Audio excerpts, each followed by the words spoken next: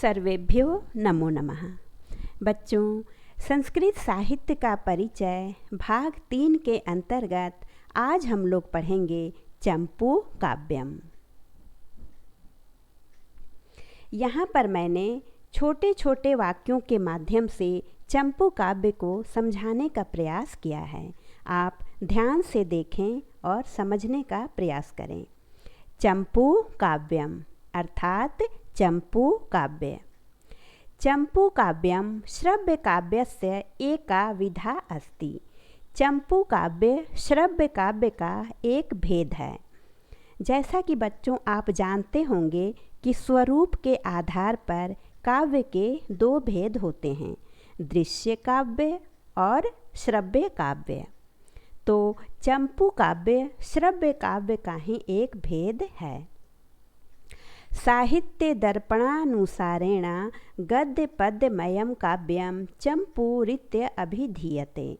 साहित्य दर्पण के अनुसार गद्य पद्यमय काव्य को चंपू इस नाम से जाना जाता है। कहने का तात्पर्य है कि जिस काव्य में गद्य और पद्य दोनों होते हैं उसे चंपू काव्य के नाम से जाना जाता है। जिस काव्य में केवल गद्य होता है उसे गद्य काव्य कहते हैं, जिसमें केवल पद्य होता है उसे पद्य काव्य कहते हैं, लेकिन जिसमें गद्य और पद्य दोनों होता है उसे चंपू काव्य कहा जाता है। अत्र उभयोः संतुलितं मिश्रणं भवति। यहाँ पर दोनों का संतुलित मिश्रण होता है। दोनों का कहने का तात्पर्य है कि गद्य और पद्य दोनों का संतुलित मिश्रण इस काव्य में होता है। चंपू काव्यस्य आरंभः वैदिक काले अभवत्। चंपू काव्य का आरंभ वैदिक काल में हुआ था। सर्वप्रथमे अस्य प्रमाणः अथर्ववेदे मिलति। सबसे पहले इसका प्रमाण अथर्ववेद में मिलता है। चंपू काव्ये विविधानाम अलंकाराणाम प्रयोगो भवति। चंपू काव्य में विविध अलंकारों का प्रयोग किया जाता है। अस्यां विधायां साहित्य रचनायाः सर्वथा अभावः अस्ति। इस विधा में साहित्य रचना का सर्वथा अभाव है।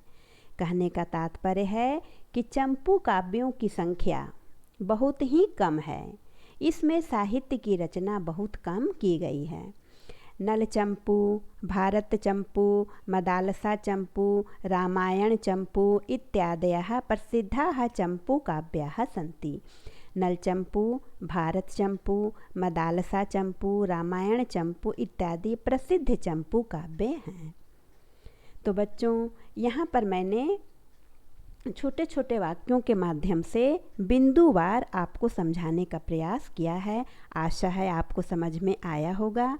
अब आप इसे अपनी अभ्यास पुस्तिका में लिख लें और इसका अभ्यास करें, ताकि परीक्षा में चंपू काव्य से संबंधित प्रश्न अगर पूछे जाएं तो आप उसका उत्तर आसानी से दे सकें। धन्यवाद।